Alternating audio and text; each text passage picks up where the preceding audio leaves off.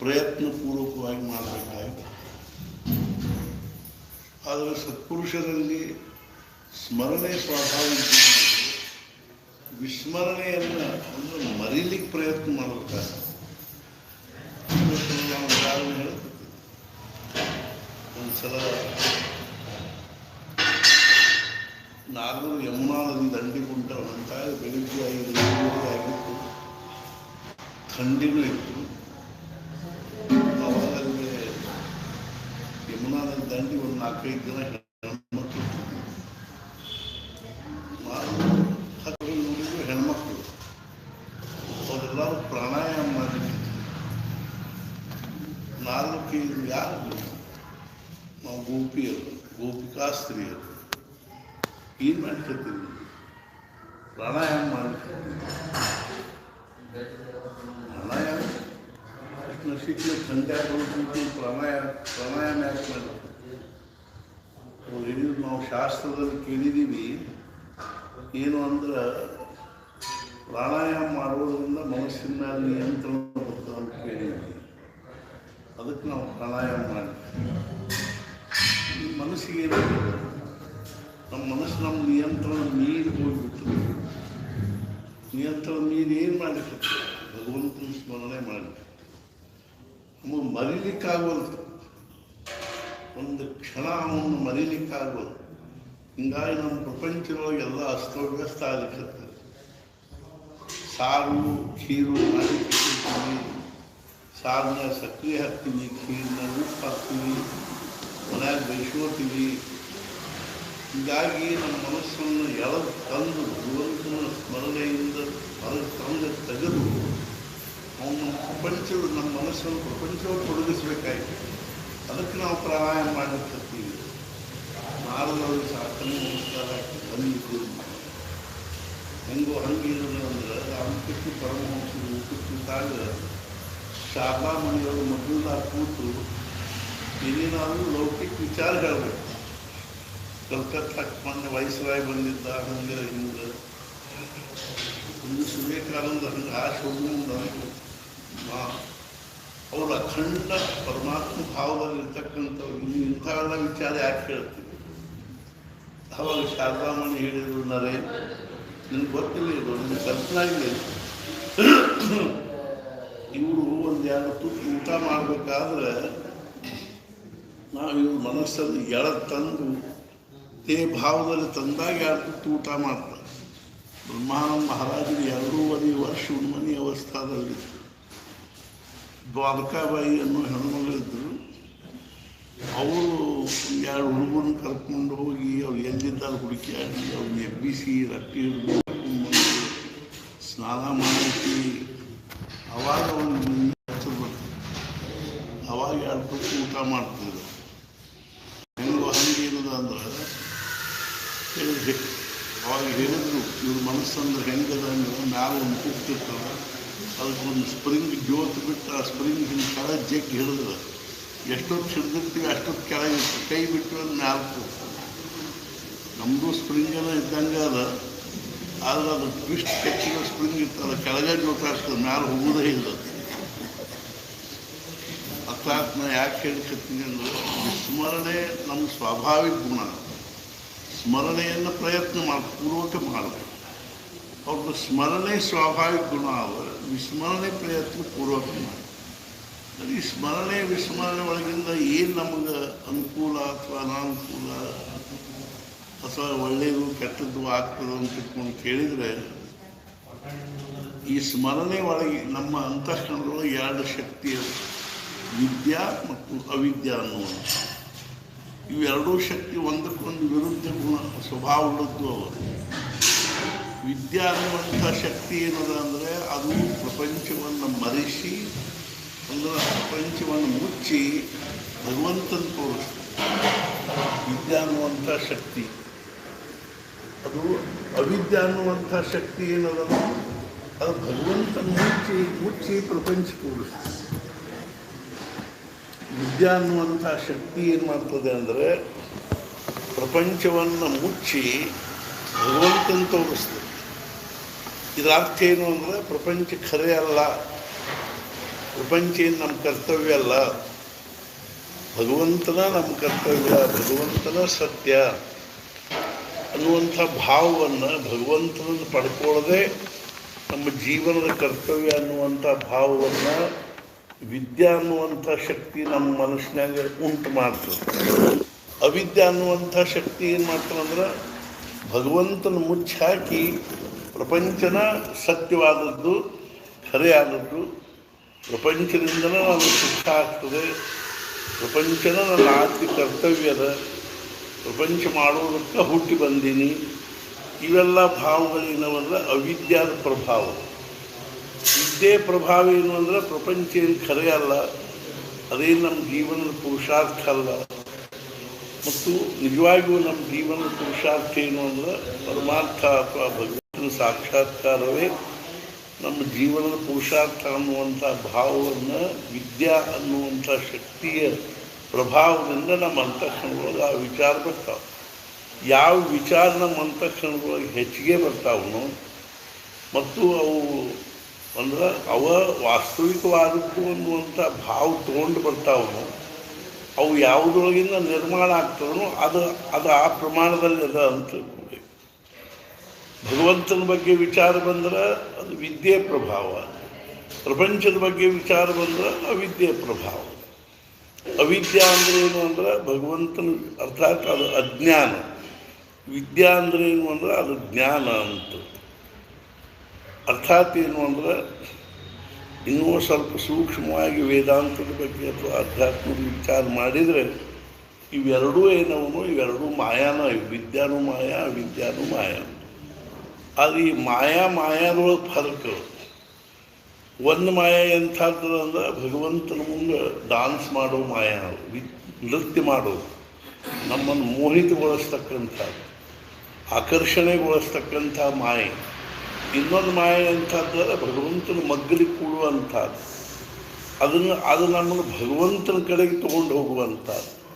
ವಿದ್ಯಾ ಅನ್ನುವಂಥ ಮಾಯಾ ಏನದನೋ ಅದು ನಮ್ಮನ್ನು ಭಗವಂತನ ಕಡೆಗೆ ತೊಗೊಂಡು ಹೋಗೋದು. ಅವಿದ್ಯಾ ಅನ್ನೋ ಮಾಯಾ ಏನದ ನಮ್ಮನ್ನು ಭಗವಂತನಿಂದ ದೂರ ಮಾಡಿ ಪ್ರಪಂಚದ ಕಡೆಗೆ ತೊಗೊಂಡು ಹೋಗೋದು. ಇವೆರಡೂ ನಮ್ಮ ಅಂತಃಕರಣದೊಳಗೆ ಯಾವ ಪ್ರಮಾಣದಲ್ಲಿ ಅವನೋ ಆ ಪ್ರಮಾಣದಲ್ಲಿ ನಮ್ಮ ಭಗವಂತನ ಬಗ್ಗೆ ಪ್ರವೃತ್ತಿ ಅಥವಾ ಪ್ರಪಂಚದ ಬಗ್ಗೆ ಪ್ರವೃತ್ತಿ ಉಂಟಾಗ್ತದೆ.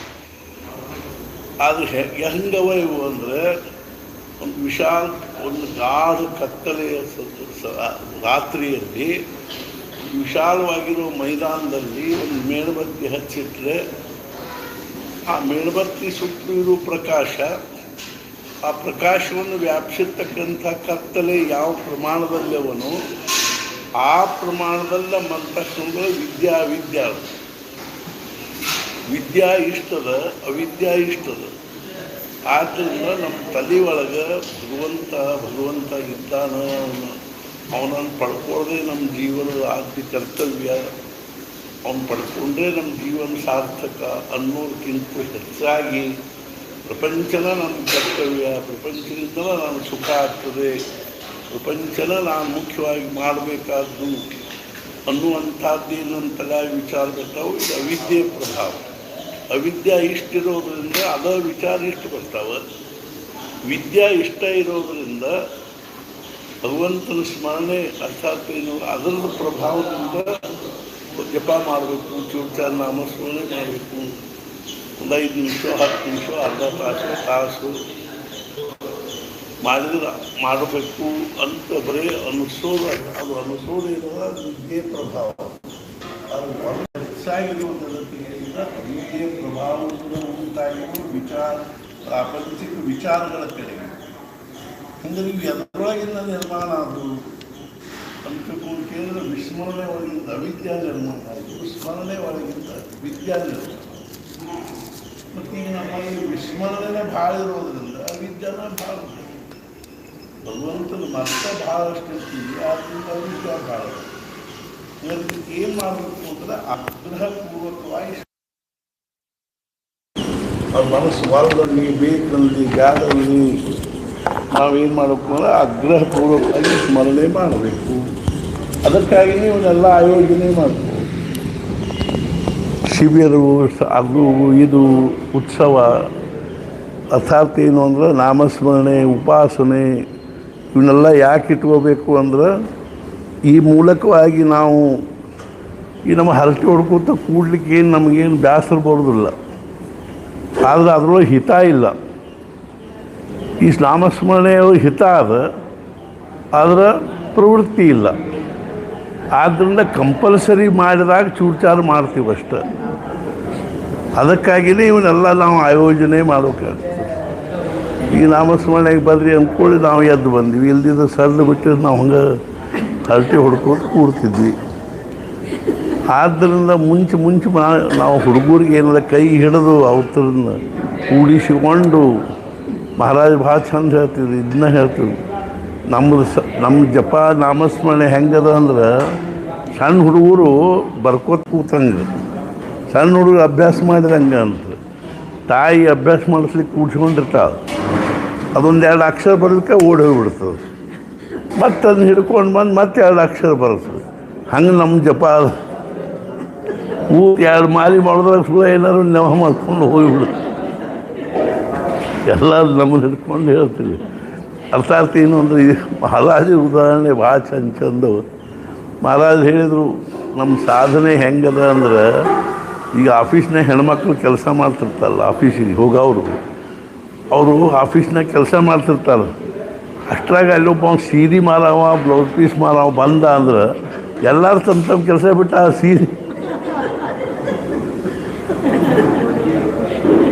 ಸೀರೆ ನೋಡ್ಲಿಕ್ಕೆ ಹೋಗಿಬಿಡ್ತಾರೆ. ಹೆಂಗೋ ಜಪ ಮಾಡಿ ಕೂತಿದ್ದೀವಿ, ಹೊರಗೊಂದು ಮೆರವಣಿಗೆ ಹೊಂಟಿತ್ತು, ಎಲ್ಲರೂ ಕಿತ್ಕೊಂಡು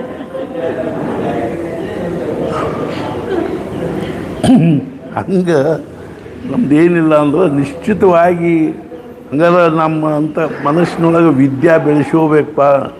ವಿದ್ಯೆ ಪ್ರಭಾವದಿಂದಲೇ ವಿದ್ಯೆ ಅಂದ್ರೆ ಬೆಳಕು, ಅವಿದ್ಯೆ ಅಂದ್ರೆ ಕತ್ಲಿ. ವಿದ್ಯೆ ಪ್ರಭಾವದಿಂದಲೇ ನಮ್ಮ ಅಂತಃಕರಣದೊಳಗೆ ಆ ಭಗವಂತನ ಅಸ್ತಿತ್ವದ ಅರಿವು ಉಂಟಾಗ್ತದೆ, ಭಗವಂತನ ಸ್ಮರಣೆ ಆಗ್ತದೆ ಅನ್ನೋದನ್ನು ನಾವು ಸತ್ಸಂಗದಲ್ಲಿ ಕೇಳಿ ತಲೆಯಾಗ ಗಟ್ಟಿ ಇಟ್ಕೊಂಡು ಆಮೇಲೆ ಅದಕ್ಕೆ ಅನುಸಾರವಾಗಿ ನಾವು ಮಾಡಿದ್ದೀವಿ ಅಂದ್ರೆ ನಮ್ಮ ಸಾಧನೆ ಏನಾಗ್ತದೆ ಅಂದ್ರೆ ಸಾರ್ಥಕ ಆಗ್ತದೆ.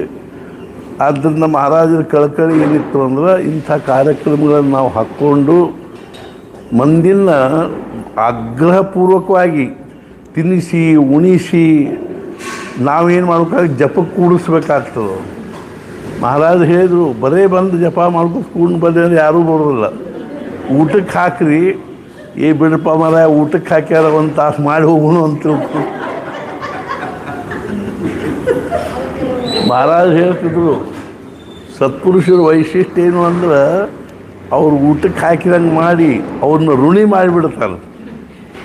ಮಿಂಧ ಅಂತಾರೆ ಮರಾಠಿ ಒಳಗೆ, ಮಿಂಧ ಉಂದಾರು ಋಣಿ ಮಾಡಿಬಿಡ್ತಾರೆ. ಏನಪ್ಪ ಇವತ್ತು ಫಸ್ಟ್ ಕ್ಲಾಸ್ ಊಟಕ್ಕೆ ಹಾಕಿದ್ರು, 4ರಿಂದ 5 ಜಪ ಇಟ್ಕೊಂಡಲ್ಲ, 1 ತಾಸು ಮಾಡಿ ಹೋಗಿಬಿಡ್ನು, ಇಲ್ಲದೇ ಇದ್ದು ಹಂಗೆ ಊಟ ಮಾಡಿ ಹಂಗೆ ಹೋದ್ ನೋಡವ ಅಂತಂತಾರೆ.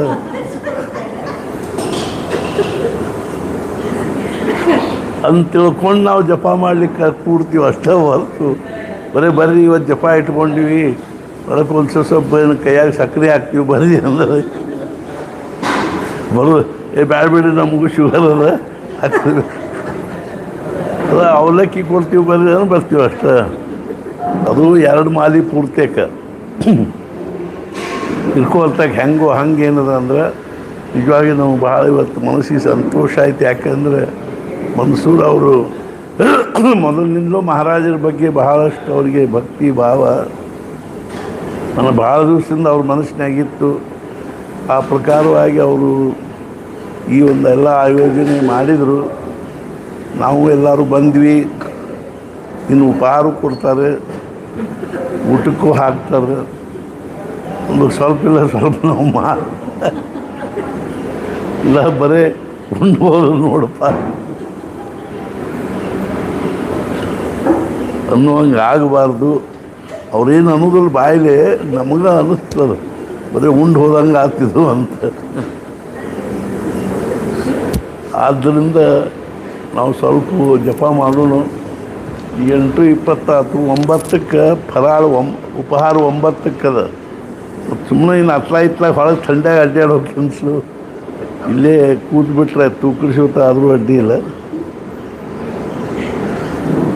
ಆದ್ದರಿಂದ ನಾವು ಸ್ವಲ್ಪ ಲಕ್ಷ್ಯ ಒಟ್ಟು ಸಣ್ಣಂಗೆ ಏನು ಮಾಡ್ಬೇಕಂದ್ರೆ ಪ್ರಾಕ್ಟಿಕಲಿ ಅದ ರೀ. ನಮ್ಮ ಕಲ್ಪನಾದೊಳಗಲ್ಲ ಅಷ್ಟೇ, ನಮ್ಮ ಅಂತಃಕರಣದೊಳಗೆ ಆ ವಿದ್ಯೆ ಬೆಳೆಸ್ಕೋತ ಹೋಗ್ಬೇಕು. ಅದು ಮುಂದೆ ತನ್ನ ಕಾರ್ಯ ತಾನೇ ಮಾಡ್ತದೆ. ಅರ್ಥಾತ್ ಏನು ಅಂದರೆ ಅದರಿಂದ ಏನು ನಮ್ಮ ಅಂತಃಕರಣ ಪ್ರಭಾವ ಆಗಬೇಕು ಅದು ಆಗೇ ಆಗ್ತಿರ್ತದೆ. ಅದ್ರ ಮುಂಚೆ ಅದನ್ನು ಬೆಳೆಸ್ಕೋಬೇಕಿಲ್ಲ ನಾವು. ಆ ಬೆಳೆಸ್ಕೊಳ್ಳಿಕ್ಕೆ ಸಾಧನೆ ಏನು ಅಂದ್ರೆ ಸ್ಮರಣೆ ಒಂದೇ ಸಾಧನೆ. ಆ ಸ್ಮರಣೆಯಿಂದಲೇ ವಿದ್ಯಾ ಅನ್ನುವಂಥ ಶಕ್ತಿ ನಿರ್ಮಾಣ ಆಗ್ತದೆ. ಅಂದ ಬಳಿಕ ನಾವು ಆಗ್ರಹಪೂರ್ವಕವಾಗಿ ನಾವು ಆ ಶಕ್ತಿ ನಮ್ಮ ಅಂತಃಕರಣ ನಿರ್ಮಾಣ ಆಯ್ತು ಅಂದ್ರೆ ಅದು ಮುಂದೆ ನಮ್ಮನ್ನು ಬರೋಬ್ಬರಿ ಆ ಮಾರ್ಗದಲ್ಲಿ ಕರ್ಕೊಂಡು ಹೋಗ್ತದೆ. ಅದು ನಿರ್ಮಾಣ ಆಗದೇ ಇದ್ದರೆ ಹೆಂಗೆ ಕರ್ಕೊಂಡು ಹೋಗ್ಬೇಕು? ಹೆಂಗೋ ಹಂಗೆ ನಾವು ಡೀಸೆಲ್ ಹಾಕಿ ಗಾಡಿ ಸ್ಟಾರ್ಟ್ ಮಾಡಿದ್ವಿ ಅಂದ್ರೆ ಹೋಗ್ತದೆ. ಡೀಸೆಲ್ಲ ಹಾಕ್ದಿದ್ರೆ ಹೆಂಗೆ ಗಾಡಿ ಹೋಗ್ಬೇಕು? ಹಂಗೆ ನಾಮಸ್ಮರಣೆ ಮಾಡೋದು ಅಂದ್ರೆ ವಿದ್ಯಾ ಅನ್ನುವಂಥ ಶಕ್ತಿ ನಮ್ಮನ್ನು ಭಗವಂತನ ಕಡೆಗೆ ತೊಗೊಂಡು ಹೋಗಲಿಕ್ಕೆ ಬೇಕಾಗಿರ್ತಕ್ಕಂಥ ಡೀಸೆಲ್ ಇದ್ದಂಗೆ ಅದು ನಾಮಸ್ಮರಣೆ ಅನ್ನುವಂಥದ್ದು. ನಾವು ನಾಮಸ್ಮರಣೆ ಹಾಕಿ ಡೀಸೆಲ್ ಹಾಕಿ ಆಮೇಲೆ ನಾವು ಗಾಡಿ ಸ್ಟಾರ್ಟ್ ಮಾಡಿದ್ವಿ ಅಂದರೆ ಗಾಡಿ ಓಡ್ತದೆ. ಹೆಂಗೋ ಹಂಗೆ ಏನದ ಅಂದ್ರೆ ನಾವು ನಾಮಸ್ಮರಣೆ ಮಾಡಿದ್ರೆ ಆದ್ದರಿಂದ ಅವ್ರು ಹೇಳ್ತಾರೆ ಹೆಂಗರೆ ಯಾಕಾಗುತ್ತೆ. ಮಹಾರಾಜರು ಭಾಳ ಚಂದ ಉದಾಹರಣೆ ಹೇಳಿದರು. ಮಹಾರಾಜರು ಹೇಳಿದ್ರು, ಒಬ್ಬ ಹುಡುಗ ಒಟ್ಟೆ ಊಟನ ಮಾಡ್ತಿದ್ದಿಲ್ಲ. ಸಣ್ಣ ಹುಡುಗ, 4-5 ವರ್ಷ 5-6 ವರ್ಷದ ಹುಡುಗ ಅಥವಾ 7-8 ವರ್ಷದ ಹುಡುಗ ಒಟ್ಟೆ ಊಟ ಮಾಡ್ತಿದ್ದಿಲ್ಲ. ಅವಾಗ ಅವರು ಏನು ಮಾಡಿದ್ಲು, ಅವನ ಕಿಸೆದಾಗ ಒಂದಿಷ್ಟು ಬದಾಮ್ ಹಾಕಿಟ್ಟಿರ್ಬೇಕು. ನಡ್ಕನಕ್ಕೆ ತಿನ್ನಪ್ಪ ನೀನು ಅಂತ. ಬದಾಮು, ಗೋಡಂಬಿ ಇಂಥವೆಲ್ಲ ದ್ರಾಕ್ಷಿ ಹಾಕಿಟ್ಟಿರ್ಬೇಕು. ಅವನು ತಿಂದ ಅದೇ ನಡಕ್ಕೆ ಏನಾದರೂ ಅವನು ತಿನ್ಲಿಕ್ಕೆ ನಡೀತಿತ್ತು. ಅದರಿಂದ ಎಷ್ಟೋ ಪ್ರಮಾಣದಲ್ಲಿ ಯಾಕಾಗಲ್ತಕ್ಕ ಒಂದು ಸ್ವಲ್ಪ ಹೊಟ್ಟೆ ತುಂಬ್ತಿತ್ತು. ಹೆಂಗೋ ಹಂಗೆ ಮಹಾರಾಜರು ಏನಂತಾರೆ, ಉಟ್ಕೊಂಡು ನಾಮಸ್ಮರಣೆ ಮಾಡಿರಿ ಅಂದ್ರೆ ಆಗಂಗಿಲ್ಲ. ಅದನ್ನು ಅಡ್ಡಾಡ್ಕೋತಾರೆ ಯಾಕಾಗಲ್ತಕ್ಕ ಮಾಡಿರಿ ಅಂದ್ರೆ ಬದಾಮು, ದ್ರಾಕ್ಷಿ, ಗೋಡಂಬಿ ತಿನ್ನಂಗೆ ಅದು ಹಂಗೆ ಯಾಕಾಗಲ್ತಕ್ಕ ಮಾಡಿರಿ ಅಂದಂಗೆ ಅಂದ್ರೆ ಕಿಸಿದಾಗ ಅವ್ರು ಹಾಕಿ ಕೊಟ್ಟಂಗೆ. ಅದು ನಾವು ಕೂತ್ಕೊಂಡು ಊಟ ಮಾಡಿದರೆ ಹೊಟ್ಟೆ ತುಂಬ್ತದೆ. ಆದ್ದರಿಂದ ನಾವಿನ್ನು ಸ್ವಲ್ಪ ಹೊತ್ತು ಏನದ ಎಲ್ಲರೂ ಜಪ ಮಾಡೋಣ. ಆಮೇಲೆ ಉಪಹಾರ, ಆಮೇಲೆ ಮುಂದಿನ ಕಾರ್ಯಕ್ರಮಗಳು ಎಲ್ಲ ಮುಂದೆ ಹೆಂಗೆ ನಡೀತಾವನೋ ಹಂಗೆ ನಾವು ಇವತ್ತೆಲ್ಲರೂ ಉತ್ಸಾಹದಿಂದ ಭಕ್ತಿ ಭಾವದಿಂದ ಈ ಒಂದು ಕಳಕಳಿಯ ಒಂದು ಕಾರ್ಯಕ್ರಮದಲ್ಲಿ ಭಾಗವಹಿಸಿ ನಾವೆಲ್ಲರೂ ಸದ್ಗುರು ಅನುಗ್ರಹ ಪಾತ್ರರಾಗೋಣ ಅಂತ ತಿಳ್ಕೊಂಡು ಹೇಳಿ, ಸದ್ಗುರುನಾಥ ಮಹಾರಾಜ್ ಕಿ ಜೈ. ಜೈ ಜೈ ರಘುವೀರ. ಖರೆ ಅಂದ್ರೆ ಹೆಂಗಿರ್ತಾರೆ ಅಂದ್ರೆ ಇವನ್ನೆಲ್ಲ ನಾವು ಚೆಂದಂಗೆ ಬರ್ಕೊಂಡು ಬಿಡ್ಬೇಕು. ಇವೆಲ್ಲ ನೋಟ್ಸ್ ತಗೋಬೇಕು ನಾವು. ಖರೆ ಅಂದ್ರೆ ವಿದ್ಯಾ ಅಂದರೆ ಏನು, ಅವಿದ್ಯಾ ಅಂದರೆ ಏನು, ಹೆಂಗೆ ಏನಾಗ್ತದೆ ಏನಿಲ್ಲ ಅವೆಲ್ಲ ಒಮ್ಮೆಲೆ ತಲೆಯಾಗ ಉಳಿಯಂಗಿಲ್ಲ. ನಾವು 60 ವರ್ಷ ಬರೀ ಅದನ್ನ ಕೇಳಿ ನಮ್ಮ ತಲೆಯಾಗ ಉಳ್ದಾವು.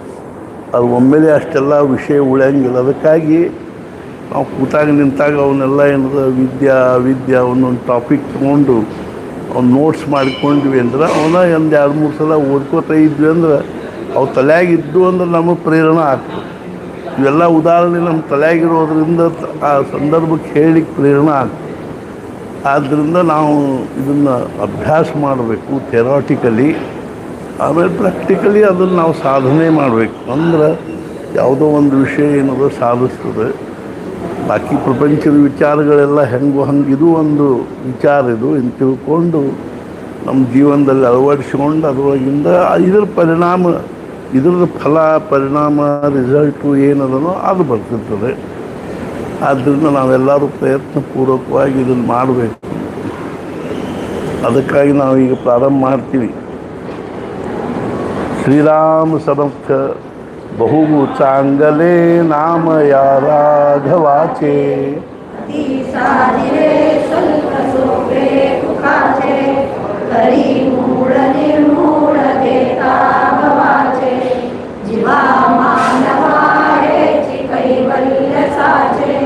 मनी वासना भक्ति तुझी कृपाळू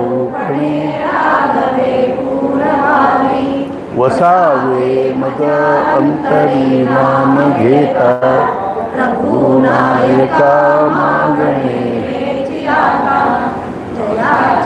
जनी जन्मनामार्थ झाला जयाने सदा वासनामार्थ केला जयाच्या मुखी सर्वदा नमस्कार त्या ब्रह्मचैतन्य